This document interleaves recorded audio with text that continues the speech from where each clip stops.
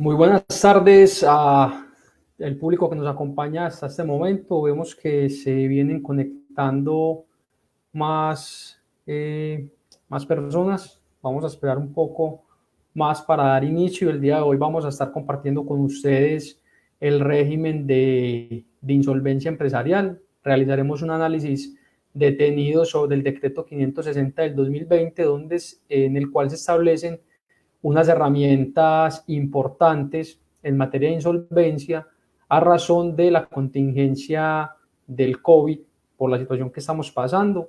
Allí vamos a abordar cada una de las particularidades que, momento que se está conectando la abogada Vanessa, ya la tenemos con nosotros, y vamos a compartir con ustedes todas las particularidades detenidamente de este decreto.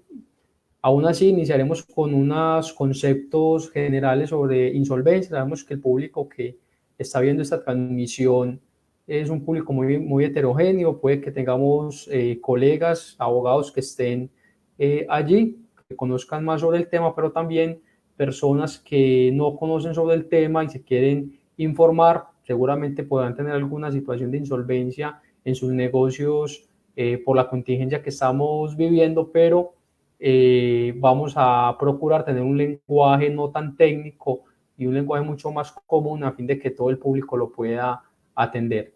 Vamos a estar pendiente de sus comentarios. Si hay preguntas, las iremos contestando durante la presentación. El día de hoy nos acompaña la abogada Vanessa Montoya. Ella es abogada y especialista en Derecho Comercial y nos hará una introducción en el derecho de la insolvencia, cuáles son los elementos esenciales, los requisitos, y pasará a analizar inicialmente las dos figuras nuevas de insolvencia que trae el estatuto, perdón, el decreto 560. Cedemos la palabra a la abogada Vanessa para que nos haga su exposición.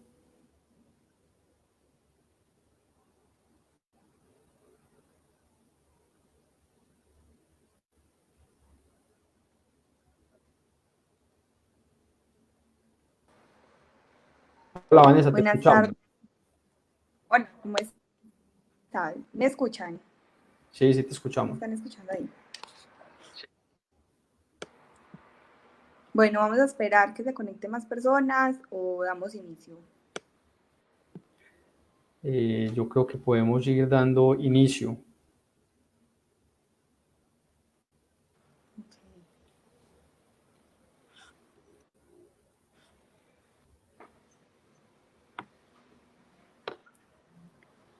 Bueno, buenas tardes a todas las personas que nos acompañan. Como dijo mi compañero Jonathan, vamos a comenzar hablando sobre las generalidades de este régimen de insolvencia, qué es, quiénes se pueden acoger a este régimen, cuáles son los requisitos y pues posteriormente pues vamos a hablar sobre el decreto 560. Bueno, ¿qué es la insolvencia? Entonces, la insolvencia es esa situación jurídica en la que se encuentra ya sea una persona natural que sea comerciante o empresas privadas que realicen negocios permanentes dentro de Colombia de carácter privado o mixto, cuando estas personas no pueden hacer o estas empresas no pueden hacer frente al pago de sus deudas. ¿Qué es lo que buscamos primordialmente con la insolvencia?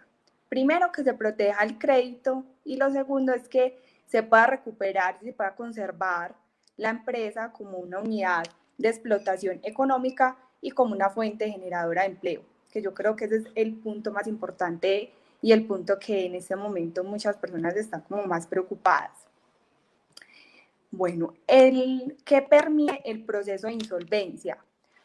Lo que nos permite es que los deudores que estén en dificultades o en crisis como la que estamos viendo actualmente, pues puedan renegociar sus obligaciones con los acreedores, celebrando unos acuerdos de pago que les permita, obviamente, la conservación de su empresa, como esa explotación económica, y que puedan preservar y generar empleo y atender, obviamente, a esas obligaciones en las que de pronto se están viendo muy atrasados o que no pueden pagar de sus créditos.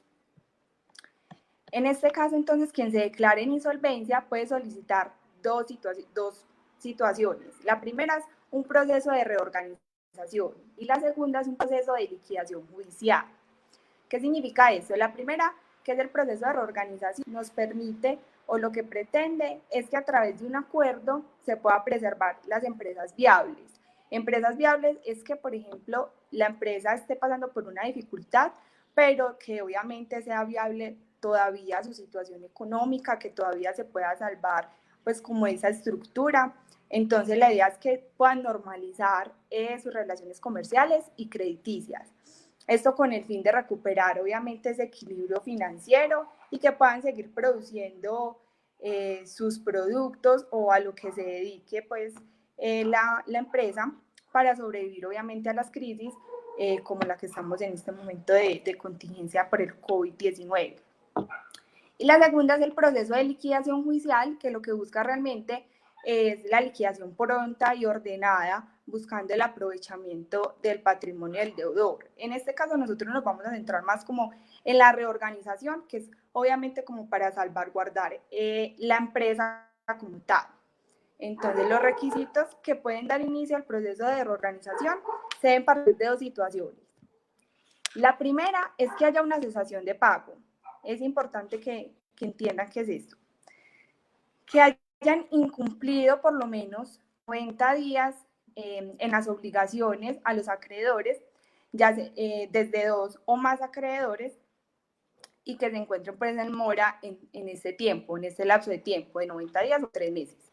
Y la segunda es que tenga por lo menos dos demandas de ejecución presentadas por dos o más acreedores para el pago pues, de las obligaciones. El segundo requisito es la incapacidad de pago inminente. La incapacidad de pago inminente es cuando se acredita la existencia de una circunstancia en el respectivo mercado al interior de la estructura de la empresa como tal que afecte razonablemente o pueda afectar en forma grave el cumplimiento normal pues, de las obligaciones. En este caso es importante porque ahorita vamos a ver que con el decreto 560, pues este requisito no va a estar funcionando como tal para esta contingencia, esta capacidad de pago inminente, eso con el fin de que todas las empresas no se vayan a aglomerar y pues el gobierno pues tenga como más, un poco más de restricción al respecto. Si bien el gobierno nacional ha implementado ciertas medidas y ha pues expedido decretos tratando de ser eficaces al momento de ayudar tanto a personas naturales como a empresas como tal, pues podríamos ver que después de que se supere la crisis del COVID-19, pues puedan entrar muchas empresas en liquidez. ¿Por qué? Digamos que el gobierno ha tenido unos alivios, por ejemplo, de 3 o 4 meses en forma con las entidades financieras o, por ejemplo, en arriendos que no se puede pedir procesos de restitución por los cánones de arrendamientos vencidos durante, obviamente, la emergencia y también un aplazamiento por unos meses sobre el calendario tributario, pero pues después de este periodo el comerciante o las empresas pues tendrán que pagar todo lo que en este momento han dejado de hacer, entonces se les va a acumular todas estas deudas y pues aparte van a tener que pagar los nuevos, o sea, los nuevos meses, entonces no van a tener liquidez para hacerlo. Entonces aquí entraríamos en que la economía estaría en recesión y pues un número de pequeñas, sobre todo de pequeñas y medianas empresas se podrían encontrar en la cesación de pagos y pues se produciría obviamente el efecto que en este momento es más preocupante, que es el desempleo. Entonces, pues debido a toda esta preocupación generalizada del sector, de las pymes, de los comerciantes, pues el gobierno expidió este decreto 560 del 15 de abril del 2020, pues tratando de adoptar unas medidas transitorias para este régimen de insolvencia. Entonces yo voy a hablar específicamente de una de las medidas que es la negociación de emergencia de acuerdos de reorganización y procedimientos de recuperación empresarial. Bueno, como pueden ver ahí en las diapositivas, entonces voy a hablar como primer aparte de la negociación de emergencia. Entonces, se pueden celebrar acuerdos de reorganización a través del trámite de negociación de emergencia y este va a tener los mismos efectos de un acuerdo de reorganización, conforme a la ley 1116 del 2006, que es pues el régimen de insolvencia. Lo que va a tener este alivio, por así decirlo, o sí, pues esta medida, es que va a tener solamente 3 meses para que se pueda llegar a ese acuerdo, cosa que no se veía, obviamente, en el régimen de insolvencia normal del 1116, pues porque era muchísimo más demorado. Entonces, en este sentido, pues tenemos como más tiempo. ¿En qué va a consistir este procedimiento de recuperación? Busca, obviamente, pues tener una mayor capacidad y una mayor cobertura para atender a esos deudores que están viéndose afectados, especialmente y específicamente solamente va a funcionar para esta crisis del COVID-19. Entonces, las cámaras de comercio directamente o a través... ahorita les voy a hablar sobre la recuperación empresarial, que es de las cámaras de comercio. De negociación empresarial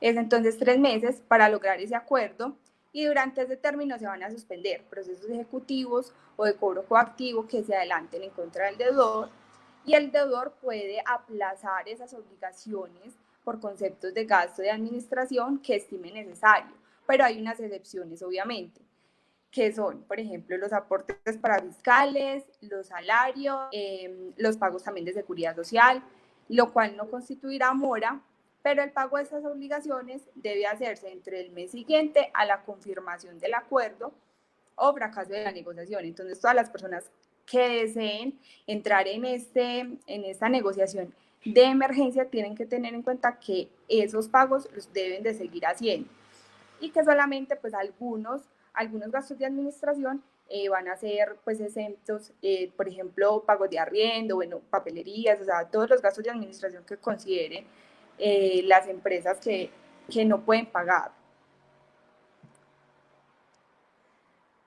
Bueno, posteriormente a esto, el juez concursal confirmará el acuerdo que debe reunir los requisitos establecidos en la ley 1116 de 2006. Entonces, si no se logra un acuerdo o no se puede confirmar, el deudor puede acudir al procedimiento ordinario normal de reorganización. Esto obviamente pues va a ser mucho más demorado, pero dan la opción de que pues al menos vuelva y lo intente y puedan lograr de pronto la reorganización empresarial que habla el 1116. Entonces, la estructura o cómo va a funcionar es que hace un aviso de intención, los documentos de la solicitud y luego entran a la admisión por 3 meses. Por 3 meses va a estar la negociación. Durante estos 3 meses se suspenden esos pagos que yo les acabo de decir y luego pues se presenta el acuerdo. Luego hay una negociación, luego se presenta si hay alguna inconformidad con soporte de documentos. En este caso, el revisor fiscal o la misma pues, persona que está encargada de la empresa es la que tiene que verificar absolutamente todos los documentos financieros y estar al día y entregar todos los papeles a la orden y pues no va a ser el juez concursal quien evalúe esos documentos como tal.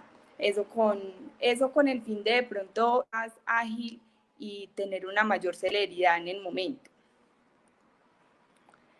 Bueno.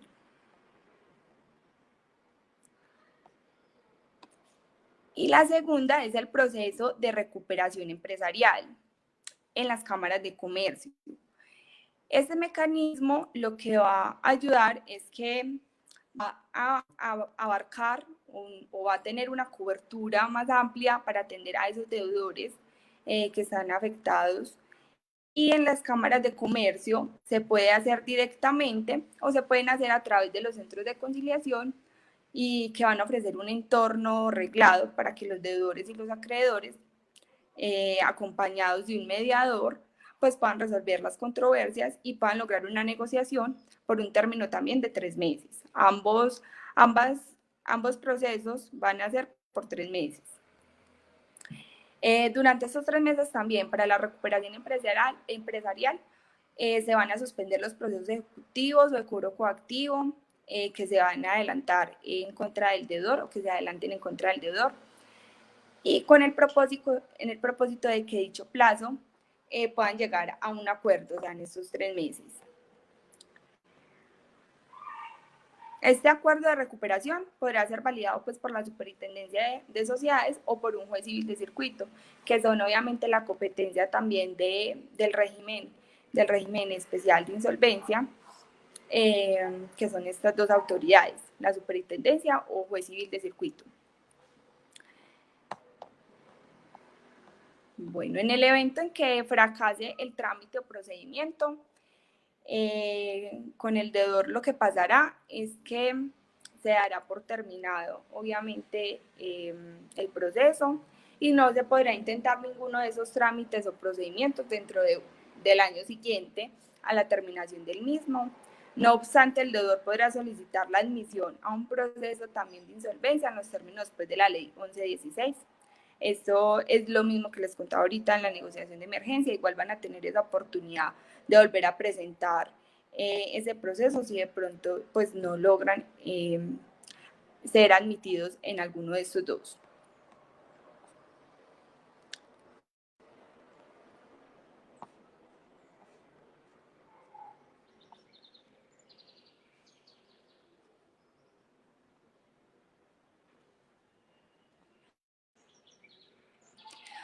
Bueno, es importante tener en cuenta en esta recuperación empresarial hay una acción que es bastante importante porque nos dice que las personas que están excluidas del régimen de insolvencia, que están relacionadas en el artículo 3, o sea, que no pueden o que no están,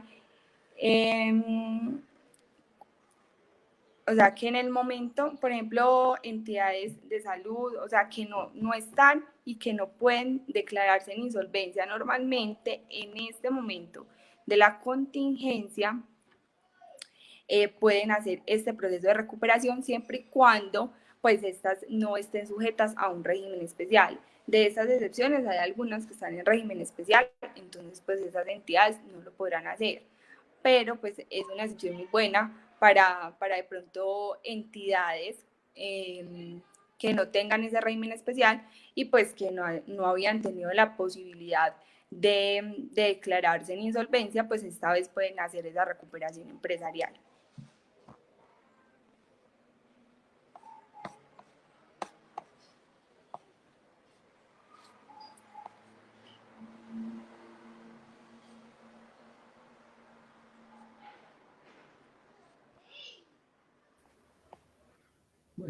Bueno, creo que hasta acá es la presentación de la doctora Vanessa. Yo voy a continuar con ustedes y vamos a analizar ya lo que tiene que ver con unas estrategias financieras y otros mecanismos adicionales que están contemplados en el decreto 560. Aquí voy a proyectar, vamos a hablar de los procesos de admisión, qué consideraciones especiales hay en los procesos de admisión si se ve fracasada la negociación de emergencia o el proceso de recuperación empresarial que les acaba de exponer la abogada Vanessa. Vamos a vernos en la necesidad de ingresar ya en un proceso de insolvencia, pero con unas reglas y unas particularidades especiales siempre y cuando la insolvencia derive de los efectos de la contingencia, tal y como lo ha establecido el decreto 560. Entonces vamos a hablar del proceso de admisión, el pago de pequeñas acreencias, las estrategias de financiación, la compra de las organizaciones, que es una estrategia bastante novedosa en los procesos de insolvencia, y unas particularidades muy interesantes en la estrategia de financiación. Voy a ampliar mejor la presentación porque creo que se ve, creo que ahí se ve mejor.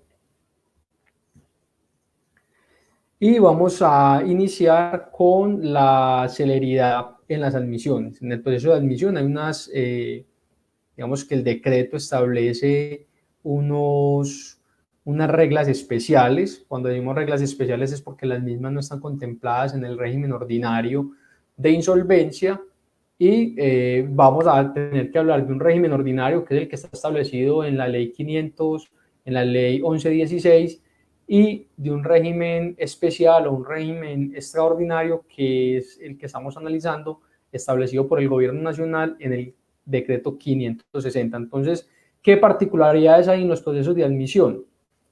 Lo primero es que para los casos de estos procesos de reorganización que se someten bajo la luz del decreto 560, el trámite será expedito. El juez del concurso, sea la competencia de la Superintendencia de Sociedades o del juez civil del circuito, debe darle una celeridad a estos procesos de reorganización. Lo segundo es que el juez que aboque la competencia no tenga que revisar la exactitud ni el contenido de los documentos que presente el deudor insolvente, y será la responsabilidad que quedará en manos de el revisor fiscal y o contador, dependiendo de la organización, y del representante legal. La veracidad de la información y la exactitud de la información que se presente para estos trámites de insolvencia. El deudor debe garantizar que lleva una adecuada contabilidad, es un requisito indispensable, tanto en el régimen ordinario sometido por la ley, establecido en la ley 1116, como en este decreto 560, régimen extraordinario de insolvencia. Hay una flexibilización en el pago de pequeñas acreencias. Esto también está establecido en la ley 1116, pero acá hay unas reglas especiales, y es que el deudor podrá pagar a los proveedores y a los acreedores laborales en un total que no sume más del 5% del pasivo externo, y deberá informar con posterioridad, pero dentro de los 5 días siguientes a que realice dichos pagos, deberá informarle al juez del concurso, discriminando la clase de obligación, cuál era la cuantía, el respectivo soporte de pago. Entonces acá hay que mirar que esa pequeña creencia que se pague no necesita autorización previa del juez para realizarla, siempre y cuando la misma no supere más del 5% del valor del pasivo externo. Para realizar estos pagos se podrá vender activos. Esta regla también es especial.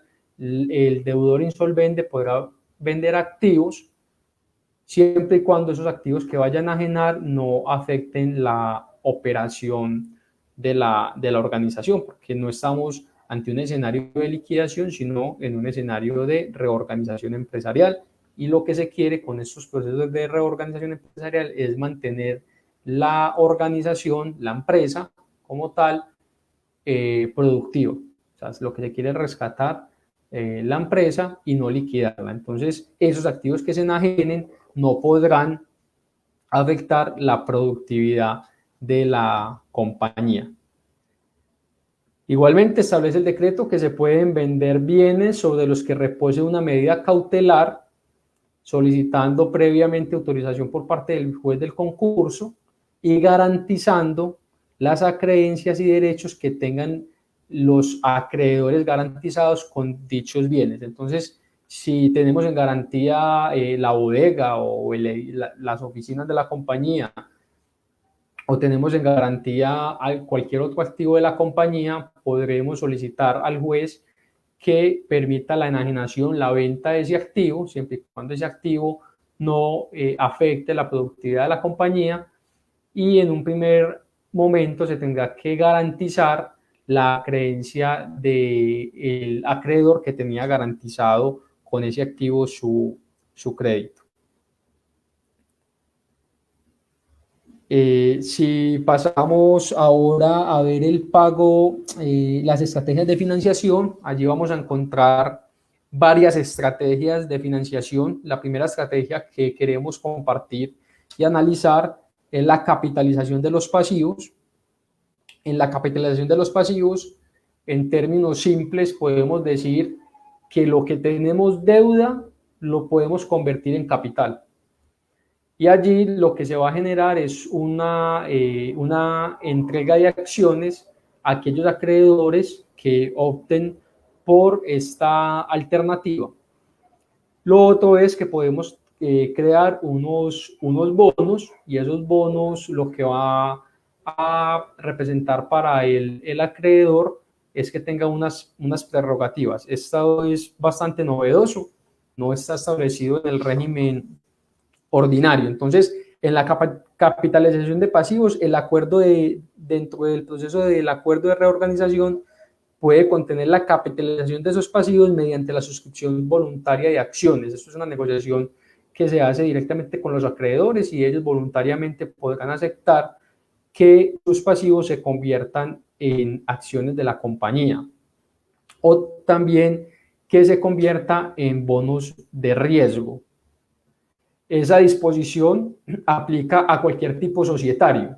Entonces, me he referido a acciones porque en términos generales, digamos que el gran número de compañías que que están registradas en las cámaras de comercio y que operan son sociedades por acciones simplificadas, lo que tienen son acciones, pero esa estrategia de financiación es aplicable para cualquier tipo societario, una sociedad limitada, una sociedad en comandita simple, una sociedad en comandita por acciones, cualquier tipo societario. Y ya no hablaríamos de acciones, sino que entonces ya hablaríamos de conversión en cotas o alicotas, en fin, dependiendo del tipo societario. La suscripción de acciones debe de establecerse qué tipo de acciones y bajo qué condiciones se van a emitir esas acciones. Pueden restringirse el derecho de participación de los nuevos accionistas, o sea, que antes eran los acreedores, para que se confieran simplemente derechos económicos o de participación o un pago mínimo de dividendos. Allí se puede poner unas restricciones y esto debe estar previamente acordado y aprobado por el máximo órgano social que permitirá el ingreso de esos acreedores como nuevos socios. Si son sociedades por acción, entonces nuevos accionistas, o simplemente lo podríamos dejar como nuevos socios para los otros tipos societarios que elijan esta figura. Es una figura nueva, podría uno pensar que no sería fácil uno como acreedor ver una empresa que entra en proceso de reorganización y que tiene dificultades para pagar mis obligaciones, mis acreencias, y yo convertirme en accionista o en socio de esa compañía. Sin embargo, es una alternativa plenamente válida y muy posiblemente un acreedor, dependiendo de la cadena de producción que se encuentre respecto de esa compañía que está en proceso de reorganización, le interesará tener una participación en la misma y podrá inyectarle nuevos modelos de negocios, nuevo capital, darle un aire distinto y ayudar a la recuperación de la empresa. Entonces, celebramos esa medida y esa alternativa de financiación, porque es muy probable que haya acreedores que deseen convertirse en posibles financiadores o accionistas, mejor socios de esa organización que se encuentra en proceso de reorganización. Los bonos de riesgo lo que contemplan es una particularidad y es que en el caso que la sociedad que se somete a liquidación, a proceso de reorganización, termine en un proceso de liquidación, ellos tendrán opción de recaudar el dinero antes de que haya un reparto de activos o de saldos a favor de los accionistas. Ellos estarían delante de los accionistas, pero tendrían que esperar que se haga el pago según la relación de créditos a los demás acreedores. Es una opción también que tiene sus riesgos, pero es una opción plenamente válida dependiendo de la visión que tenga cada uno de los acreedores. Otra estrategia de financiación que podemos contemplar es la descarga de los pasivos. ¿En qué consiste la descarga de los pasivos? En caso de que los pasivos sean mayores que el valor de la compañía, esto es importante, la compañía debe de valorarse, debe hacerse una valoración de la compañía bajo cualquiera de los 5 métodos generalmente aceptados para la valoración de empresas, y observando que lo realice una persona que esté habilitada para realizar este tipo de operaciones. Nosotros recomendamos que se valide la persona, el perito que se contrate para valorar la empresa, esté inscrito en el registro abierto de evaluadores y tenga el registro para la valoración de activos y de intangibles y de compañías, para poder realizar y tener certeza de que la persona que realiza y el informe final, que es el avalúo, es el que corresponde y está realizado por una persona idónea. Aquí es importante tener en cuenta algo: a pesar que se habla de valor, no es lo mismo valor que precio. Nosotros hablamos, digamos, se habla del valor de la compañía, resultado de un ejercicio de evaluatorio, pero realmente lo que se establece allí es el precio establecido, valga la redundancia, por los peritos según los métodos y el análisis de las variables correspondientes para el método elegido por el perito, a fin de establecer qué vale esa compañía en ese momento. Entonces, la regla para poder acogernos a la descarga de los pasivos es que los pasivos deben ser mayores a el valor, yo preferiría usar el término precio, de la compañía previamente establecido por los peritos. ¿Qué requisitos se tiene allí? Se tiene el requisito de la valoración, debe efectuarse de acuerdo con lo establecido, observando el artículo 226 del Código General del Proceso. Debe ser aprobado por el 60% o más de los acreedores externos. Debemos tener identificados nuestros acreedores externos, y el 60% de esos acreedores externos con vocación de pago deberán aprobar la descarga de los pasivos.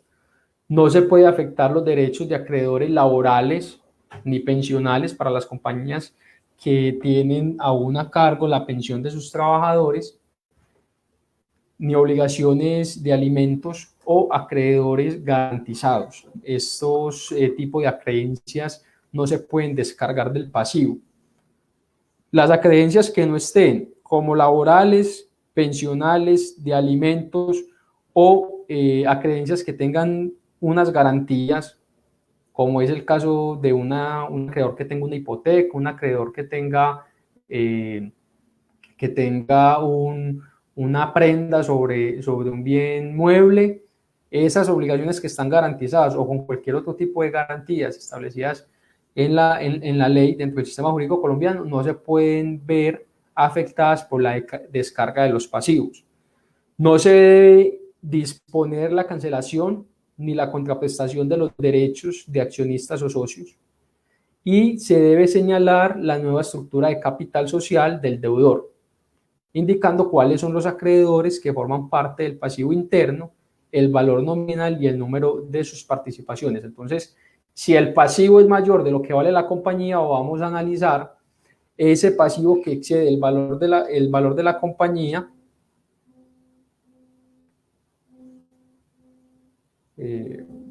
¿Sí me están escuchando?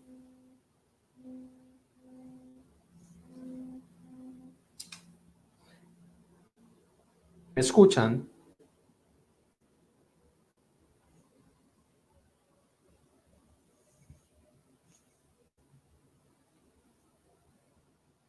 ¿Nos están escuchando, por favor?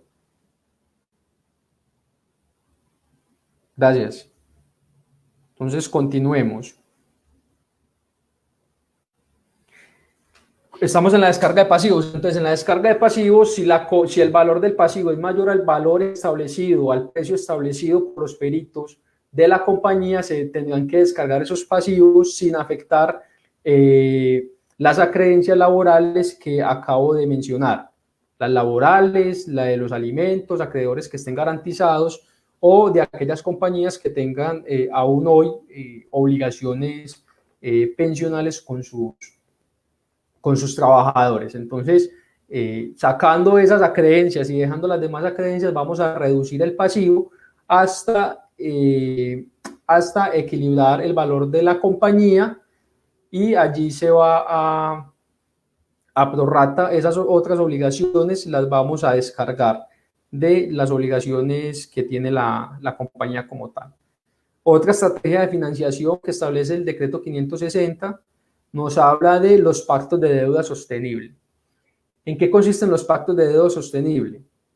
Consiste en establecer unos acuerdos que pueden adelantar directamente los deudores con las entidades financieras.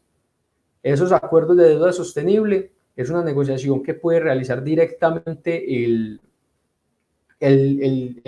deudor, el empresario deudor, con las entidades financieras con las cuales tenga obligaciones. ¿A qué invita este pacto de deuda sostenible? Lo que invita es a una reorganización de cada una de esas obligaciones. Entonces, el deudor se podrá sentar directamente con su entidad financiera, pongamos el ejemplo de un banco, vamos a reestructurar el crédito, vamos a mirar en qué condiciones, según el flujo de caja futuro, usted establece, y vamos a ver cuáles son las facilidades que el banco puede entrar a negociar directamente con usted. Requiere la aprobación por lo menos del 60% de los acreedores financieros. Entonces, si usted tiene varios acreedores financieros, varias obligaciones con varios bancos, tendrás que mirar cuál es el total de esas obligaciones, y el 60% de esos acreedores deberán aceptar el pacto de deuda sostenible al que usted pretenda llegar. Y se entenderá que se ha cumplido cuando el deudor emita y entregue a los acreedores los títulos que contengan los términos de las obligaciones reorganizadas. Entonces, acá en el proceso de reorganización va a surgir una nueva obligación, y esa obligación quedará en firme cuando se emitan los respectivos títulos que van a respaldar esa reorganización o esa negociación. ¿Qué ventaja tiene esto? La ventaja que establece el decreto 560, entre varias de las que acabamos de encontrar, de mencionar mejor, permite la negociación, y esto es muy importante, permite negociar por categorías de acreedores. Entonces, usted puede negociar con los bancos, y puede negociar con los empleados, y puede negociar con los proveedores, y puede negociar con cualquier otro tipo de acreedor, situación que no lo permite la ley 1116 o el régimen ordinario de insolvencia. Otra estrategia de financiación que establece el decreto 560 son los estímulos de financiamiento. ¿Qué establece el decreto respecto al estímulo de financiamiento? Establece que desde el inicio del proceso de reorganización y hasta la confirmación del respectivo acuerdo, el deudor puede obtener nuevos créditos para desarrollo del giro ordinario de los negocios. Entonces, a pesar de que estoy en un proceso de reorganización y hasta la confirmación del acuerdo, yo puedo solicitar nuevos créditos en el mercado. Esto es, digamos, novedoso. Esperamos que haya una respuesta positiva por parte del sector financiero a esta medida.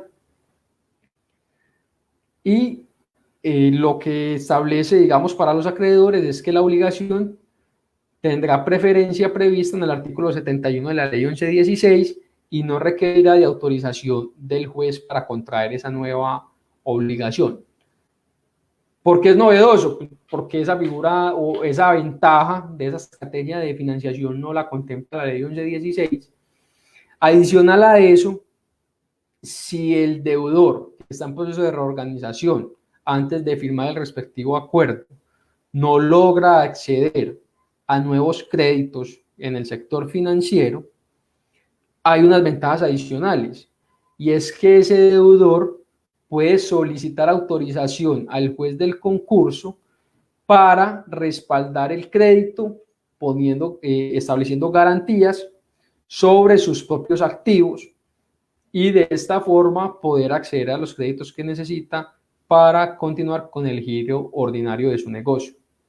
Adicionalmente, podrá solicitar que se autorice establecer gravámenes de segundo grado y, por último, otorgar garantías de primer grado sobre bienes que estén gravados previa autorización de un acreedor garantizado. Vamos a tratar de entender mejor esto. Si yo estoy como empresario, entro en un proceso de reorganización con fundamento en lo establecido en el decreto 560, tengo una bodega, pero sobre esa bodega ya tengo una hipoteca, normalmente yo no podría salir al mercado a conseguir créditos y poner nuevamente como garantía la bodega porque ya la tengo hipotecada. Lo que nos establece dentro de esas estrategias financieras el decreto 560 es que eso se puede realizar previa autorización del juez del concurso. Yo puedo ir donde el juez, decirle, yo tengo una bodega, esa bodega tiene un valor de 1.000 millones de pesos, con esa bodega estoy garantizando una obligación de 100 millones de pesos, es decir, que es más que suficiente para garantizar ese crédito con el acreedor inicial, pero requiero acceder a un nuevo crédito, es el único activo importante que tengo, y ya el acreedor principal, es decir, el acreedor que tenía garantizado los 100 millones de pesos, está de acuerdo en que se mute el gravamen y él puede quedar como acreedor de segundo orden o en segundo grado para establecer una creencia de primer grado a favor del banco a fin de que me preste el dinero que necesito. Eso es plenamente válido a la luz del decreto 560 y nos parece que es un gran alivio porque descongela los respaldos financieros que tiene el empresario, el hecho que el empresario esté en un proceso de reorganización, y esa es una premisa de la cual debemos partir. Si yo como empresario estoy en proceso de reorganización, es muy probable que lo que tenga es un problema de flujo de caja, porque si definitivamente yo veo que no tengo mercado, que no puedo seguir operando la compañía, que tengo dificultades que realmente hacen inviable la compañía y no es un tema temporal, no estaría hablando de un proceso de reorganización, sino que estaría hablando ya de un proceso de liquidación. Y ya en un proceso de liquidación las condiciones son completamente distintas y lo tendremos que tramitar conforme a las reglas establecidas en la ley 1116.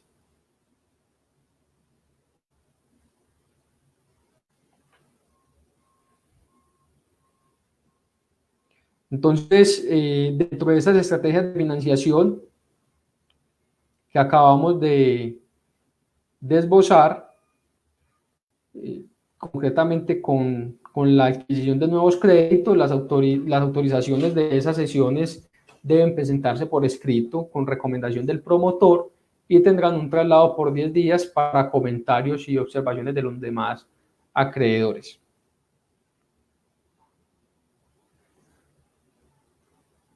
Vamos entonces ahora a mirar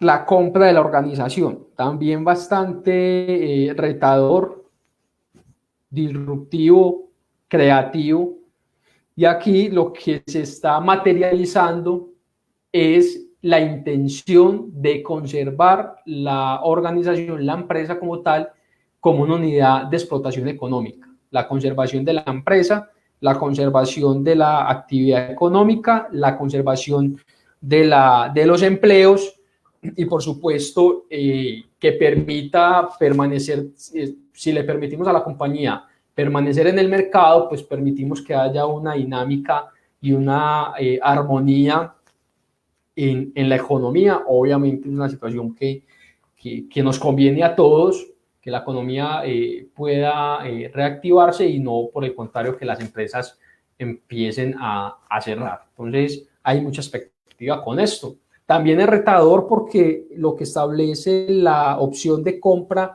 de estas organizaciones es cuando definitivamente fracasó el proceso de reorganización por las condiciones establecidas en la norma, porque hubo un incumplimiento del acuerdo, porque no hubo acuerdo,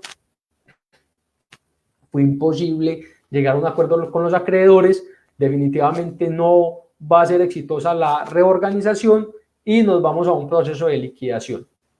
Entonces, Para la compra de la organización, el decreto también establece unas condiciones especiales. Dentro de esas condiciones especiales está permanecer, el interés del acreedor debe expresarse una vez se profiera el auto que termina la reorganización y da apertura a la liquidación. Entonces, este es un requisito indispensable y es que ya se haya emitido por parte del juez del concurso auto que termina la reorganización y da apertura a la liquidación de la compañía. Si ese acto aún no existe, no es posible realizar la compra de la organización. Dentro del término para interponer los recursos a ese auto,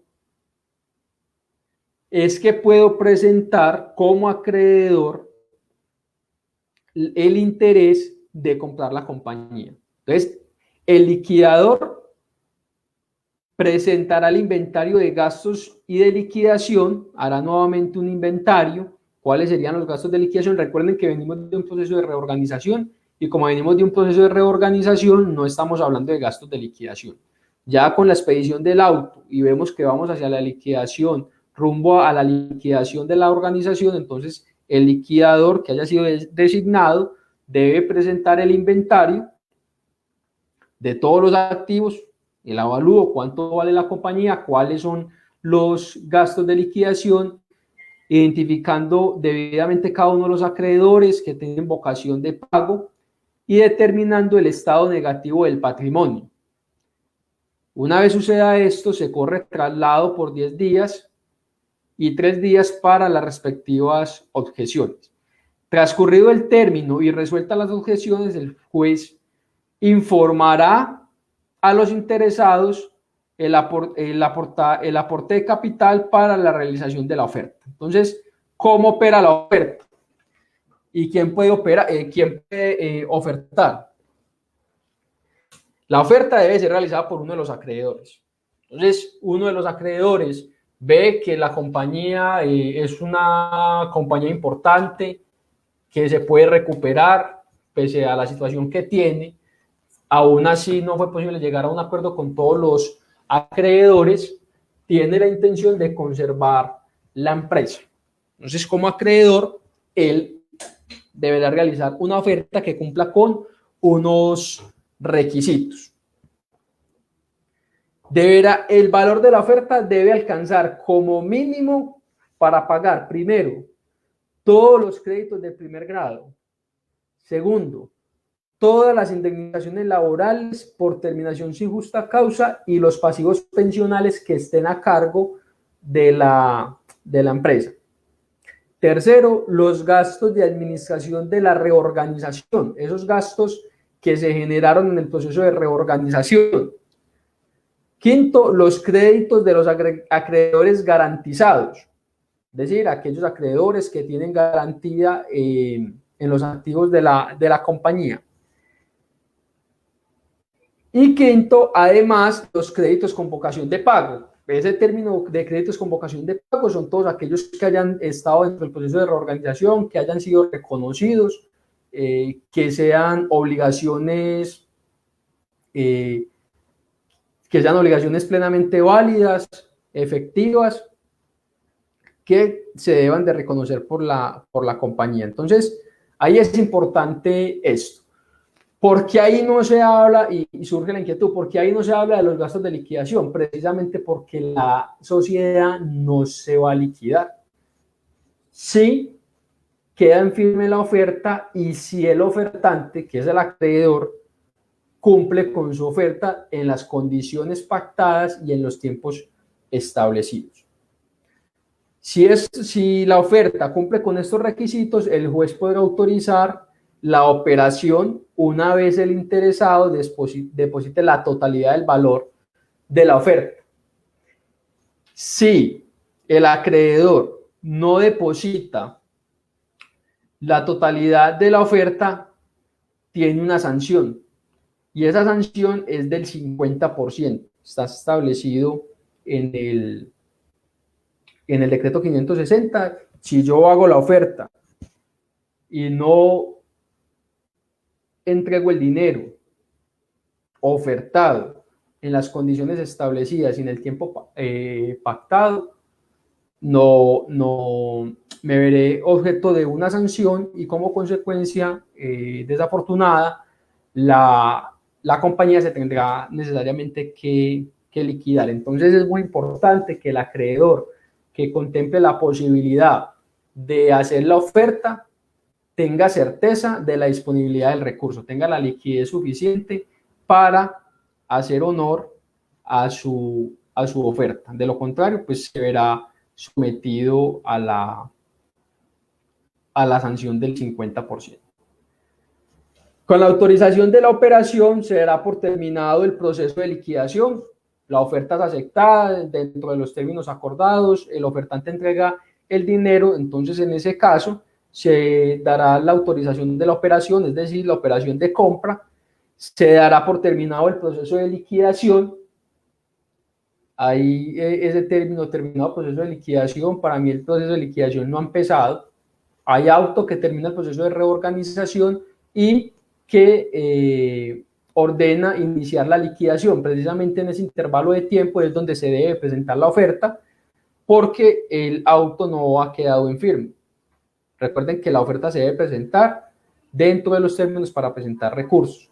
Como se presenta dentro del tiempo establecido en la norma para presentar recursos en contra de ese auto, si se presenta la oferta, quiere decir que el auto no ha quedado en firme. Y si el auto no ha quedado en firme, no ha iniciado el proceso de liquidación.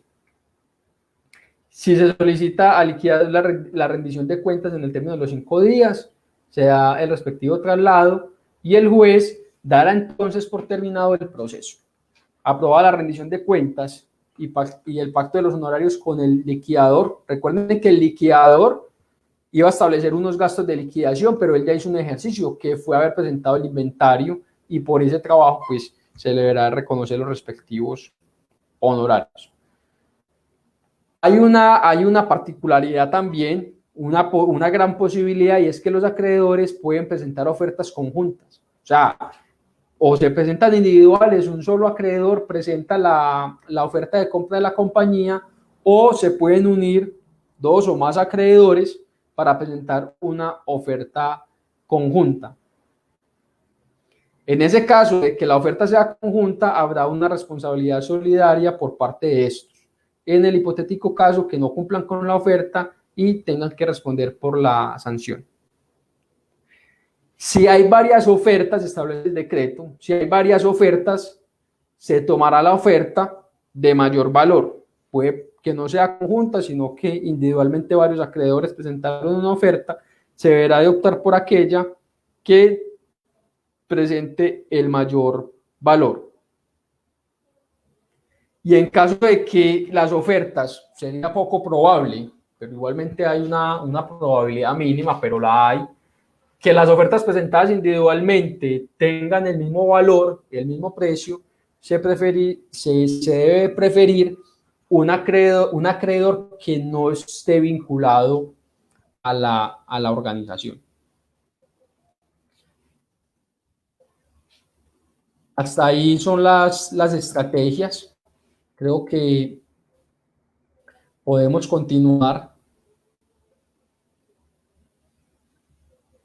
Podemos continuar con los beneficios tributarios y terminaríamos hablando de la suspensión de unas normas especiales que establece el decreto 560. Entonces, el decreto 560 establece unos alivios tributarios. Debemos de observar en primera medida que esos alivios tributarios van hasta el 31 de diciembre del año 2020. Recordemos que la vigencia de todos estos beneficios que estamos hablando es por 2 años, luego de haberse expedido el decreto que fue ahora, y no recuerdo, el 15, 16 de abril, que se expidió el decreto y tiene una vigencia de 2 años. No necesariamente, es una inquietud que se ha venido presentando, y es que si una vez se restablezca yo hoy mismo debo iniciar el proceso. No, yo podría iniciar el proceso dentro de 1 año, dentro de 1 año y medio, incluso dentro de 2 años, sin que haya superado los 2 años, iniciar el proceso con fundamento en lo establecido en el decreto 560, siempre y cuando acredite que cumplo las condiciones especiales, y ya sabemos que son las establecidas, las que nos acaba de presentar la abogada Vanessa, el incumplimiento de las obligaciones, reunir el tema de los requisitos, el tiempo, varios acreedores, más del 10% de las obligaciones, que tenga procesos ejecutivos, en fin, los requisitos generales, pero adicional que acredite que la situación de insolvencia se deriva de los efectos de la contingencia que estamos viviendo por el tema del COVID.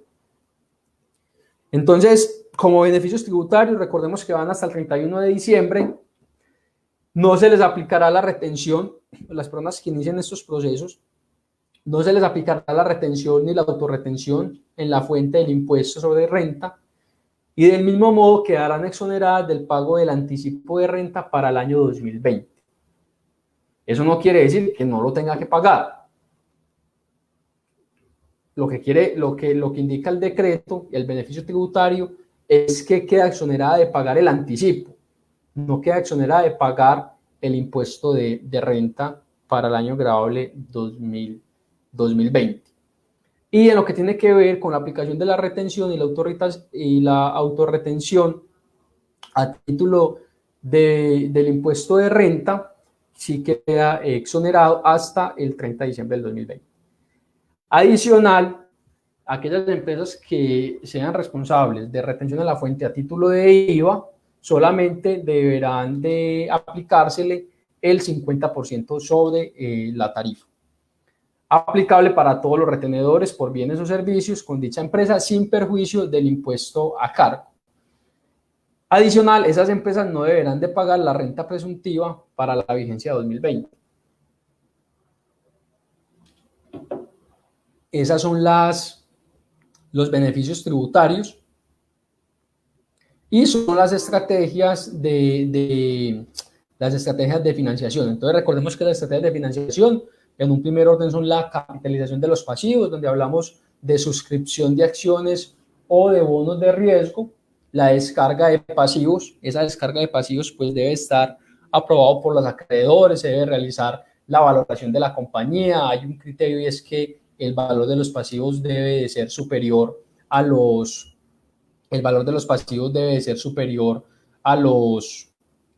activos de la compañía, y adicionalmente que sea aprobado por los acreedores, sin afectar unos pasivos que ya los mencionamos, los pasivos laborales, los pasivos de acreedores que estén garantizados. El pacto de deuda sostenible, recordemos que es una negociación directa que puede realizar el deudor insolvente con las entidades financieras, con la ventaja que trae el decreto 560, y es que puedo hacer negociaciones con categorías de acreedores. Puedo hacer una negociación con los servidores, con los trabajadores, puedo hacer una negociación con el fisco, con el Estado, todo el tema de impuestos, puedo hacer una negociación con los bancos, puedo hacer una negociación con los proveedores.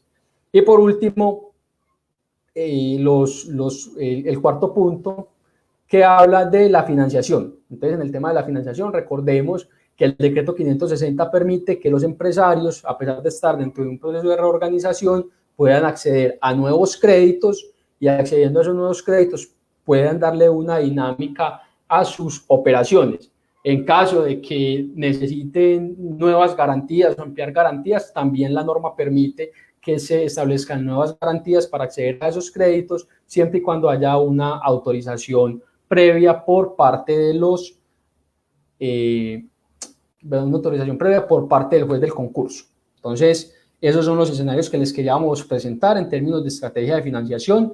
Ya hablamos de la compra de la compañía, nos parece que es una alternativa sumamente válida, valiosa, porque lo que queremos es que la compañía continúe operando y no que cierre por los impactos negativos que esto trae para la economía en términos generales.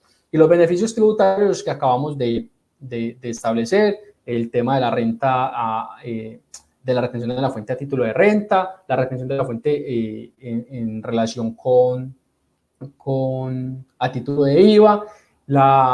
También hablamos de otro beneficio que es la renta presuntiva, en fin, ahí hay unos beneficios tributarios, también se puede tomar mano de ellos para aliviar las obligaciones y las cargas que tenga la compañía. Y el término de la vigencia, ya como lo indiqué, es de 2 años.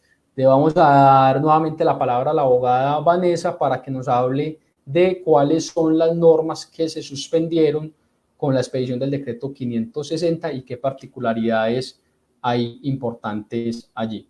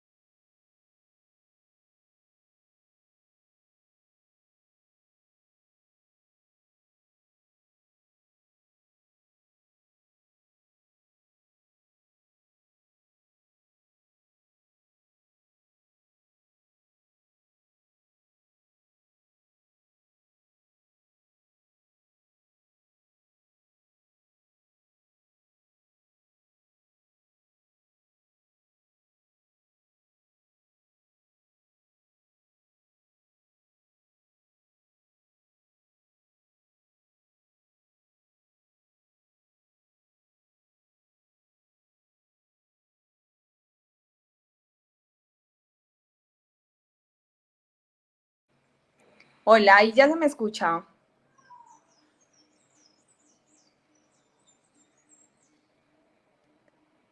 Dígame si ya ahí me escuchan, por favor.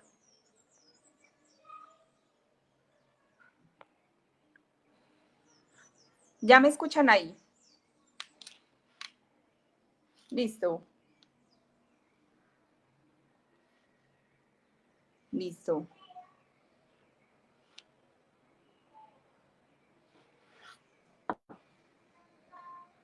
listo, ya. Ok. Listo, entonces para finalizar, no sé si me estaba escuchando ahí, pero voy a hablar entonces de las normas que se van a suspender temporalmente. Inicialmente va a ser por un término de 2 años. Se van a suspender con el fin de preservar obviamente las empresas y de facilitar un manejo del orden público. La primera norma es la causal de reorganización por incapacidad de pago inminente, que era la que les había hablado al principio de esta charla, pero va a tener una excepción que es en los procesos de negociación de emergencia y de recuperación empresarial. Entonces, las personas que se acojan a este o sean admitidos procesos, pues lo pueden hacer por esa causal. Las demás personas que lo hagan normal por el régimen de insolvencia y se adapten a la reorganización, pues esta norma queda suspendida. La segunda es el trámite de procesos de liquidación por adjudicación, salvo los que ya se tramitando. La tercera es la configuración de la causal de disolución por pérdidas. Y por último tenemos las denuncias que se presenten por cesación en el pago de las obligaciones cuando sea consecuencia específicamente del estado de emergencia que estamos viviendo actualmente por la contingencia del COVID-19. Esto está en el artículo 19, en el numeral quinto del Código de Comercio. Entonces esta norma pues queda suspendida también solamente si es consecuencia de esta crisis que se está viviendo actualmente. Ya con eso pues damos por terminado lo que es las medidas que adoptó el decreto 560. No sé si alguien tiene alguna pregunta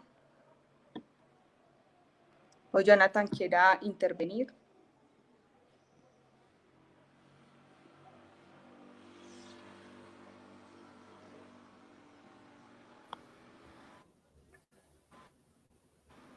Bueno, tenemos un espacio reservado para resolver inquietudes. Si alguien tiene alguna inquietud al respecto, le podemos ampliar la información y si no, pues entonces daremos por terminada la intervención que acabamos de realizar el día de hoy. Esperamos haber sido lo suficientemente claros. Como iniciamos, sabemos que las personas, y así lo indicamos, no todas las personas que escuchan este tipo de espacios, que participan de este tipo de espacios, conocen de la norma y por eso tratamos de ser un poco más, no tan técnicos, digamos, usar un lenguaje más simple para que pudieran entender. Veo que no hay preguntas. Por acá nos están... Yo valido. Hola.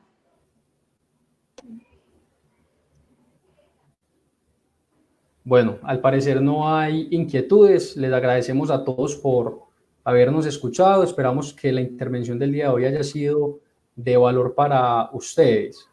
Decirles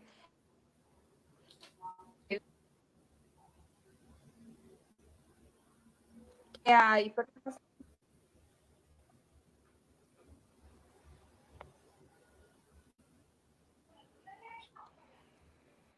que por último quise decir, por ejemplo, si se puede terminar el contrato por el simple hecho de que el deudor haya iniciado el proceso de reorganización, porque he visto que hay muchas dudas sobre eso, y pues al momento no, o sea, no se puede dar por terminado unilateralmente ningún contrato y se tiene que llegar a un acuerdo, pero no se tiene un acuerdo, pues obviamente se puede solicitar ante el juez para que pueda terminar el contrato siempre y cuando pues cumpla con ciertos requisitos.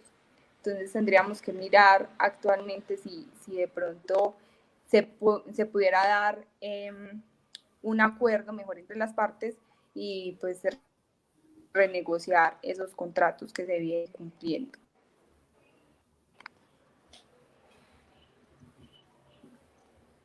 Bueno, creo que no hay inquietudes, entonces finalizamos. Le damos las gracias a la abogada Vanessa por habernos acompañado con su excelente presentación. Espero que lo que compartimos con ustedes el día de hoy, el tema que compartimos con ustedes el día de hoy haya sido de valor y aquí están, puedan observar nuestros datos por si tienen alguna inquietud que crean que les podamos resolver. Ahí está nuestra página web, nuestro teléfono de contacto y bueno, quedamos atentos para resolver las inquietudes que pueda presentársele. Una feliz noche a todos. Bueno, una feliz noche, muchas gracias. Hasta luego. Hasta luego.